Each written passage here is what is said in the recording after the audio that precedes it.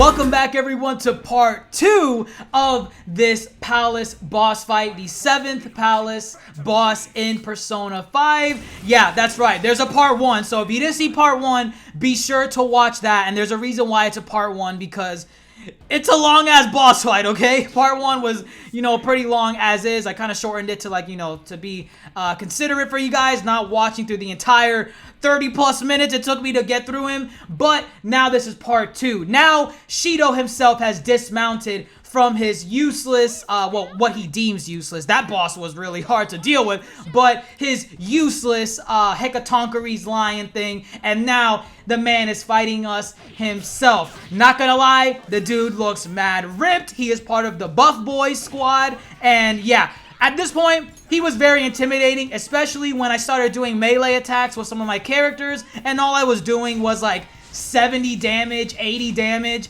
and he was barely flinching. The thing that scared me the most whenever it came to attacking enemies was that whenever you attack them, if their animation is like standing still, if it's rigid when you do a melee attack, normally that means they absorb damage. Like they're just sturdy and like a rock, and they're just about to beat your ass next turn.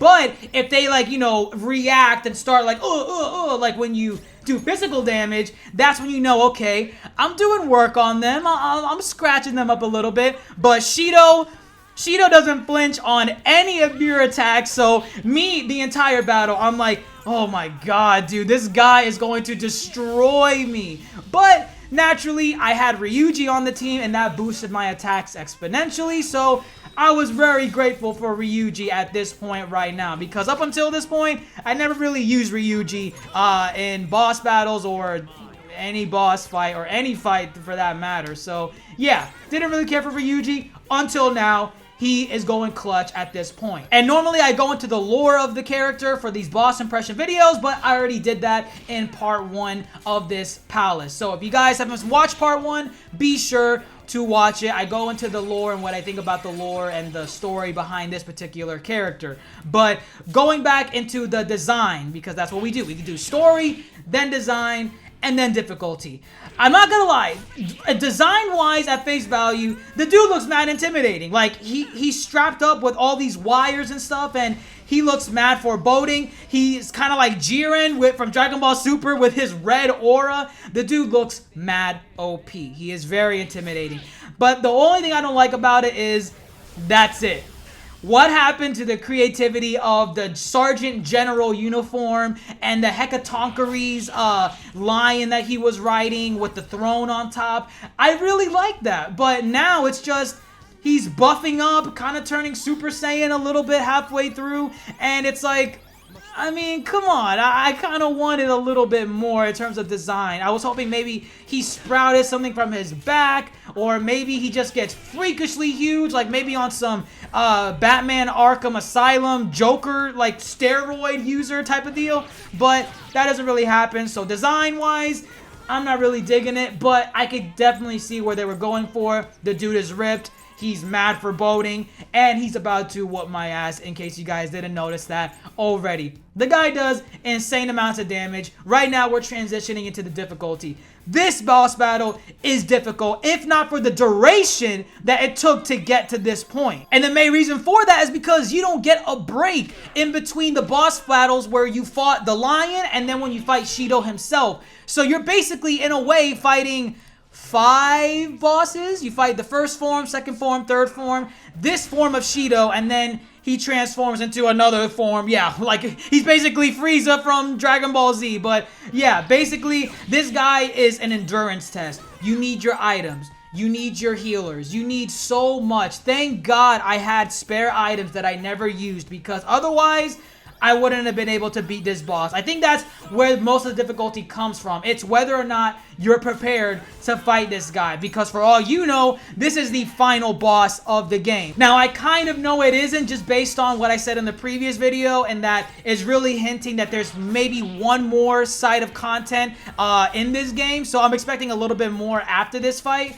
But for all you know, the viewer just looking straight forward, not looking anywhere else, this is the final boss fight, so you need to come in prepared with items, with your characters leveled up enough, and make sure that you have a good amount of abilities that boost your stats, health, defense, all of that stuff. This boss fight tests everything you've learned in the game so far, and I think that's probably one of the best designs in terms of difficulty of the boss himself, because not only did the Hekatonkeries do that as well, but Shido himself is also putting me through the works with all these stat debuffs, all his stat raises, and this insane amount of AoE damage he does on certain attacks. It's ridiculous. And just when you think the boss is almost dead, when you get him to 1 HP, he turns into Red Hulk. The dude buffs out even more. And at this point, I'm so exhausted in terms of like items and basically SP on some characters. And I'm like, bro, like, good lord, what is it gonna take to beat this guy? This guy is too much.